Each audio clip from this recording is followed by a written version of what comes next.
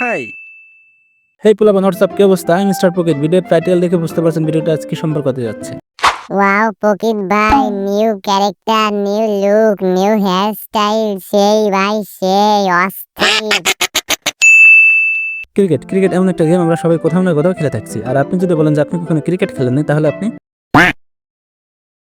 হয়তো কখনো সম্পূর্ণ ম্যাচ না খেলে থাকেন। কখনো না কখনো থেকে একবার বোলিং অথবা ব্যাটিং নিতে একটা শটটা মেরে থাকছেন। আরে একবারের জন্য দে না বলটা। না ভাইয়া, আমার বোলিং আমি দিতাম না।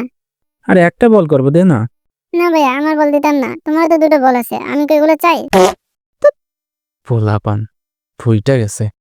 ক্রিকেট ক্রিকেট খেলার জন্য বেশি কিছু প্রয়োজন হয় না, শুধু একটা বল একটা ব্যাট। আর তার থেকে বেশি প্রয়োজন হয় এই বল আর ব্যাটটা কার আছে তাকে, কারণ আমার কিছুই নেই।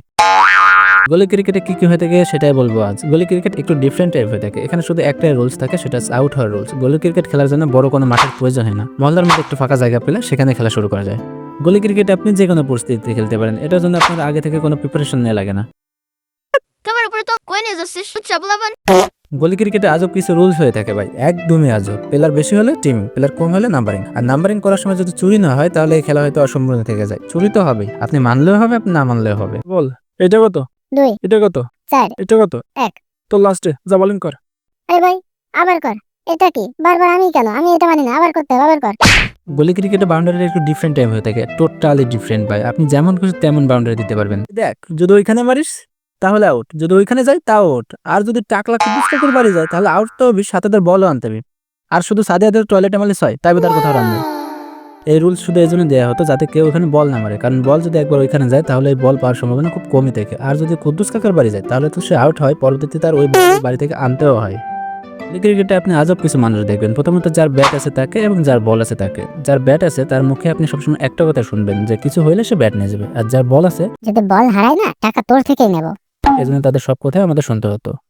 গলি ক্রিকেটে আপনি এমন কিছু প্লেয়ার দেখতে পাবেন যেটা আপনি আপনার জীবনেও দেখেন নাই। এমন একজন প্লেয়ার থাকবে ম্যাচ শেষে প্রথম বলে আউট হলেই আরে ভাই, ট্রাইবল ট্রাইবল, আমি রেডি ছিলাম না, আবার কর।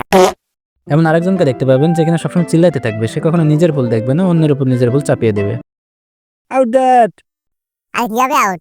ইস্তেমা লাগছে নাকি? আরে মিথ্যা বলিস না, যা যা বল কর। না ভাই, আউট না। আমার ব্যাট আমি দিতাম না, আমার ব্যাট আমি নিয়ে গেলাম। গলি ক্রিকেটে আপনি আরেকটা ক্যারেক্টার দেখতে পাবেন, একটু বেয়াদব টাইপ। ওর কথার কারণে ও সবসময় কেট থেকে মার খেয়েই থাকবে।